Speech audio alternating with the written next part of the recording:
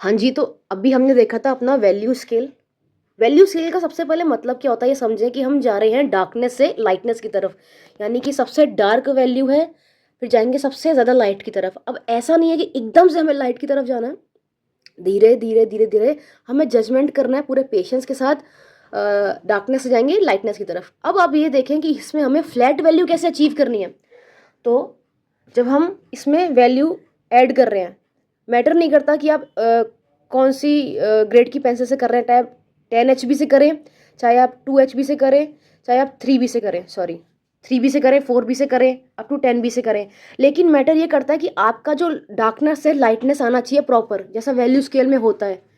पूरा डार्कनेस से लाइटनेस आएगा। और फ्लैट वैल्यू अचीव करने के लिए हम क्या यूज़ करते हैं, नीडेड इरेजर।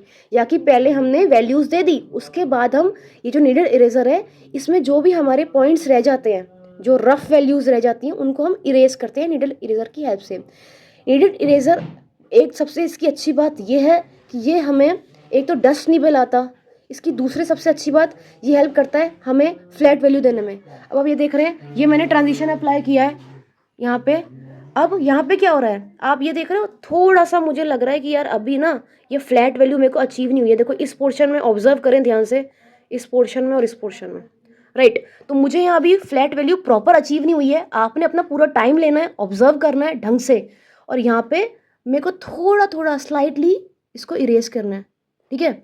दिख रहा है हमको, पूरा टाइम लेके ऑब्जर्व करना है आपको। इसमें 3 से 4 घंटे भी लग सकते हैं, 7-8 घंटे भी लग सकते हैं। तो अपने पेशेंस के अकॉर्डिंग, जितनी आपकी कैपेबिलिटी है, जितना आप टाइम मैनेज कर पाते हैं, उसके अकॉर्डिंग आपने ये पूरा अचीव करना है। और एक बात हमेशा ध्यान रखें कि डायरेक्ट नहीं जाना है डार्कनेस से लाइटनेस की तरफ। धीरे धीरे धीरे धीरे हमारा जो ट्रांजिशन स्केल है और जो वैल्यू स्केल है वो जाएगा डार्कनेस से लाइटनेस की तरफ।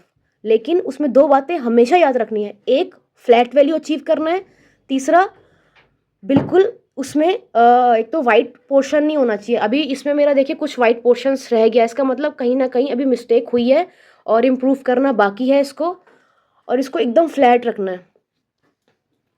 अब हम इस वैल्यू स्केल को क्यों यूज़ करते हैं, हम इस वैल्यू स्केल को, ट्रांजिशन स्केल को इसलिए यूज़ करते हैं ताकि जब आगे आर्ट वर्क्स करते हैं तो उसको जज कर पाए। अब मेरे सामने ये आर्ट वर्क है और ये साइड में वैल्यू स्केल है, तो मुझे अपनी आइज़ को स्क्विंट करके देखना पड़ेगा कि ये वैल्यूज़ कहाँ लायक कर रही हैं इस आर्ट वर्क में, राइट। अगर आप पॉइंट्स रिमाइंड करना भूल जाते हैं जब आप प्रैक्टिस कर रहे हैं, तो ज़्यादातर होता है कि हम भूल जाते हैं कि हमें क्या क्या पॉइंट्स अपने दिमाग में रखने हैं।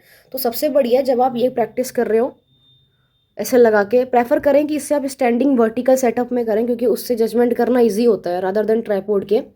तो आप यहाँ पॉइंट्स मेंशन कर लें। ये तो मैंने थोड़ी ऐसी रफ राइटिंग में लिखा है, बट आप प्रॉपर यहाँ पॉइंट्स मेंशन कर लें कि क्या क्या आपने इसमें इम्प्लीमेंट करना है, देन उसके अकॉर्डिंग करें तो रिजल्ट्स कुछ बेटर आएगा।